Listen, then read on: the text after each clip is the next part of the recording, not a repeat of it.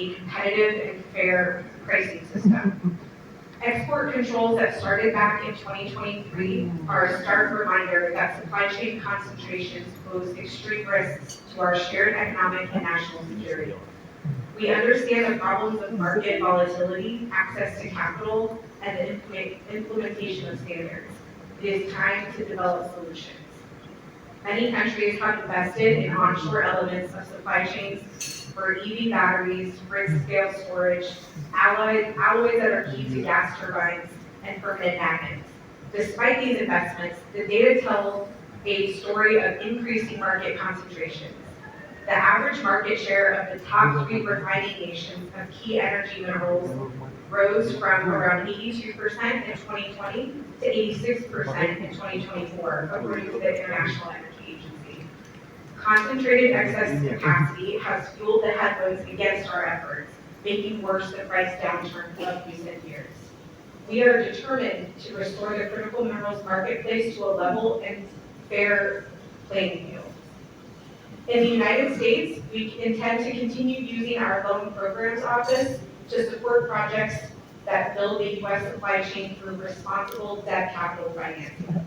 Just last month, we announced the intent to issue around $1 billion in funding opportunities to advance and scale mining, processing, and manufacturing technologies across key stages of the critical minerals and materials supply chain.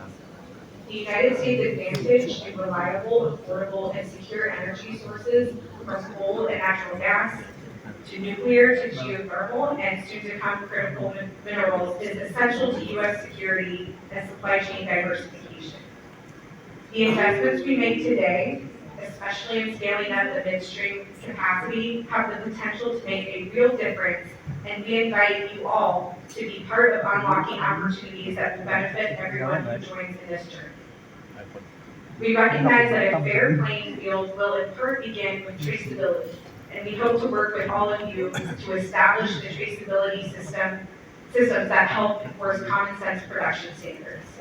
Our company should not have to compete with companies that drive prices down by cutting corners on labor standards and overlooking environmental obligations. We can level the playing field by ensuring that rule-following companies can compete. Together, we have a competitive advantage in energy and open markets. We need to make the most of that advantage. We look to industry to help the U.S. government craft policy informed by market realities to deploy time and resources to maximum effect. Our goal is not to solve this problem in 10 years. We need to solve it much faster. In conclusion, Energy Secretary Chris Wright consistently and accurately notes that energy underpins all other sectors. It has done more to better human lives than any other technology in history, and it will redefine our lives with the arrival of artificial intelligence. I appreciate the opportunity to speak with you all today, and I hope we can work together to address the challenges of critical mineral supply chain security, make the most of the opportunities ahead, and go home with action items we can harmonize to maximum effect in the market. Thank you.